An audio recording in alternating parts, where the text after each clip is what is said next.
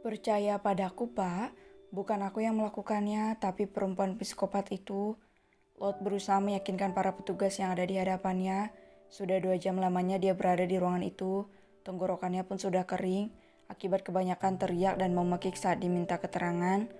Lot yang kehausan hanya bisa membasahi tenggorokannya dengan air ludahnya, karena para polisi dengan tubuh tinggi besar itu tidak memberikan Lot minuman sedikit pun. Meskipun Lot beberapa kali sengaja terbatuk-batuk agar mereka mengerti, tapi Lot harus kecewa saat tidak satupun yang pekat, atau memang mereka sengaja. Tapi bukti telah memberatkan Anda, Nona Lot, ujar polisi yang sedang berdiri. Sidik jari Anda terdapat di benda ini, sambung Pak polisi itu lagi yang bernama Gerard, dan memperlihatkan bukti berupa benda tajam dengan ukuran kecil. Suster itu mengatakan kalau benda ini berada di tangan Anda dengan berlumuran darah, dan juga hanya Anda bersama Tuan Malvin di ruangan itu, ungkap Pak Gerard. Tapi bukan aku, Pak. Aku tidak melakukan apa-apa. Dan aku juga korban dari perempuan itu, elak Lot dan masih dengan wajah memohon. Tapi kami terpaksa harus menahan Anda atas tuduhan penganiayaan dan pembunuhan berencana.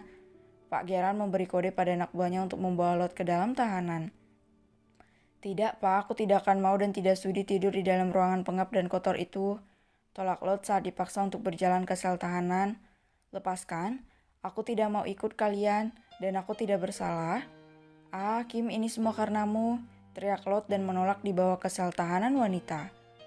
Ah, sentak Lot saat dihempaskan ke dalam sel tahanan yang begitu sempit, pengap, dan kurang cahaya. Tidak, aku tak mau di sini. Tidak, ini bukan tempatku, ini terlalu buruk dan kotor. Lot memperlihatkan sel tempatnya sekarang. Lot menatap sel itu dengan tatapan jijik dan tiba-tiba perutnya menjadi mual. Aku tidak akan bisa tinggal di sini, ini terlalu kotor dan bau. Wek, gumam Lot dengan nada jijik. Tidak, aku tidak mau di sini. Racau Lot. Hei, buka. Buka, aku tidak mau di tempat menjijikan seperti ini. Hei, kau dengar aku? Buka, kataku. Lot berteriak nyaring di dalam kawasan sel wanita itu dengan memukul-mukul besi kurungan sel tahanan itu. Teriakan Lot membuat para tahanan lain di sana merasa terganggu.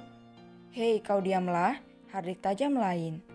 Apa, aku hanya ingin keluar dari tempat kotor dan busuk ini, dan aku tidak akan mau berbagi udara dengan manusia-manusia sampah seperti kalian. Maki Lot sombong, dia melupakan kalau dirinya berada di mana, dan perkataannya menyeletut emosi para tahanan lain. Dasar wanita sombong, pekik tahanan yang ada di sampingnya. Apa kau lupa kalau kau juga sampah?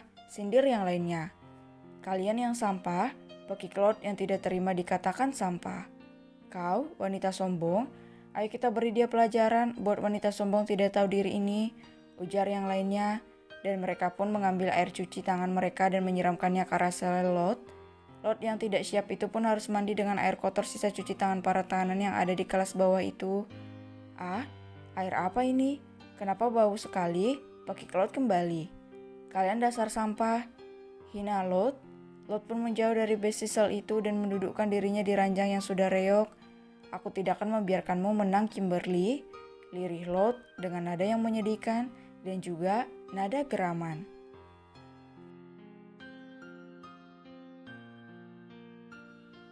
Clyde, Keanu yang baru keluar dari kamar mandi dengan hanya memakai handuk kecil di bawah perutnya, membuat wanita seksi dengan dada tanpa spas itu terkagum-kagum. Ini bayaranmu. Keanu memberikan selembar cek dengan beberapa angka tertulis di kertas itu. Sang wanita dengan dada dan bencolan belakang yang begitu seksi berjalan mendekati Keanu dan merebut cek itu. Mata wanita dengan rambut merah itu berbinar dengan nominal angka yang tertulis di sana. Terima kasih tuan, ucap wanita itu senang. Pergilah, usir Keanu dingin. Tanpa banyak protes, wanita dengan tubuh bak model dewasa itu berjalan ke arah pintu kamar suite room itu dengan perasaan senang. Kimberly, gumam Keanu. Sejak tadi waktu bercinta dengan wanita sewaannya, Keanu hanya membayangkan wajah Kim yang berada di bawahnya. Sial, umpatnya karena hanya membayangkan wajah Kim, adik bawahnya berdiri bagaikan tiang listrik dan tegang bagaikan tegangan listrik 2000 watt. Kimberly, kau harus jadi milikku, gumamnya dan tersenyum miring. Keanu melangkah ke arah nakes dan mengambil benda persegi dengan harga selangit itu.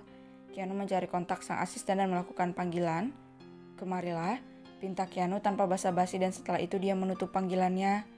Tidak lama suara pintu kamar terdengar terbuka dan muncullah wajah asistennya yang memiliki wajah tampan dan penuh karismatik. "Anda memerlukan sesuatu, Tuan?" tanya sang asisten. Apakah sudah mendapatkan laporan tentang Nona Kimberly, peri esku?" ujar Keanu. "Sudah, Tuan," jawab Austin, dan pria dengan wajah tenang dan teduh itu memberikan iPad yang ada di tangannya kepada Keanu. Di dalam iPad itu terdapat informasi tentang Kimberly. "Jadi dia sudah menikah?" tanya Keanu dengan wajah terkejut. "Iya, Tuan, dia adalah istri dari pemilik perusahaan Abraham International MC, Tuan," lugas Austin. "Jadi dia istri dari Tuan Malvin Abraham?" tanya Keanu dengan wajah sinis. "Jadi dia istri dari seorang Casanova seperti diriku. Bukankah itu bagus? Berarti aku dan suaminya sama-sama Casanova yang hebat." Keanu begitu bangga dengan gelarnya sebagai Casanova. "Aku sangat yakin bisa mencairkan peri esku itu." Keanu dengan keyakinannya kalau pria dengan gelar bilioneri terkenal itu bisa mendapatkan seorang Kimberly like Hugo. "Apakah sudah mempersiapkan yang kuperintahkan untuk besok?" "Sudah, Tuan." "Bagus, mudah-mudahan berhasil." "Baiklah, Nona Kimberly, tunggulah besok awal dari usahaku untuk mencairkanmu, Hani," gumam Keanu dengan senyum tampan yang sangat mempesona. "Jam berapa kita akan ke sana?" "Jam 10 pagi, Tuan." "Oke, keluarlah." Setelah diusir, asisten Austin pun keluar dari kamar tuannya dan meninggalkan tuannya itu dengan rencana-rencananya untuk mencairkan peri esnya.